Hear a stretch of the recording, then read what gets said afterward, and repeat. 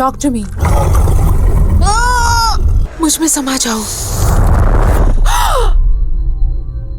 একটা হাত ধরলেই যদি মৃত মানুষের সাথে কথা বলা যায়, কিন্তু বদলে তোমার জীবন শেষ হয়ে যায়, তুমি কি তবুও ধরতে?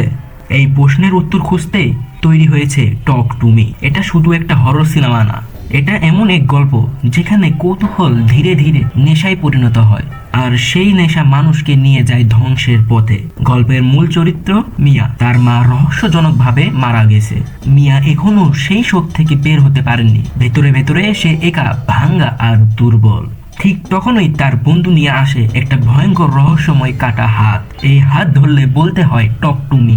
তখন এক অজানা আত্মা এসে শরীরের ভেতরে ঢোকে, কিন্তু একটা কঠিন নিয়ম আছে, 90 সেকেন্ডের বেশি না। কারণ 90 সেকেন্ড পার হলেই আত্মা তার শরীর ছাড়তে চায় না। শুরুতে সবাই এটাকে খেলা ভাবে, হাসে, চিৎকার করে, ভিডিও বানায়, প্রতিটা সেশনে ভিউ বাড়ে, কিন্তু তারা বুঝতে পারে না তারা আস্তে আস্তে একটা ভয়ঙ্কর দরজা খুলে ফেলছে।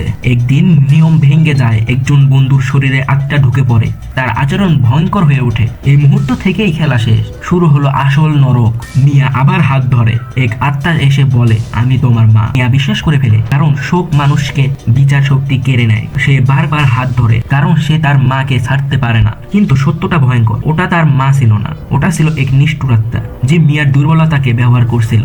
মিয়া বুঝতে পারে, কিন্তু তখন অনেক দেরি হয়ে গেছে। শেষে মিয়া এমন এক সিদ্ধান্ত নেয় যার ফলে সে জীবিতদের জগৎ ছেড়ে দেয়। শেষে দৃশ্যে আমরা দেখি মিয়া এখন নিজেই এক আত্মা, আর অন্য কেউ হাত ধরলেই সে বলে টক টু মি। এই সিনেমা শেখায় ভুল জায়গায় সান্ত্বনা খুঁজলে সবচেয়ে প্রিয় জিনিসটাও আমাদের ধ্বংস করে দিতে পারে। তুমি কি এই হাত ধরতে? কমেন্টে অবশ্যই বলবে। আর এমন আরো হরর স্টোরির জন্য লাইক, সাবস্ক্রাইব করো।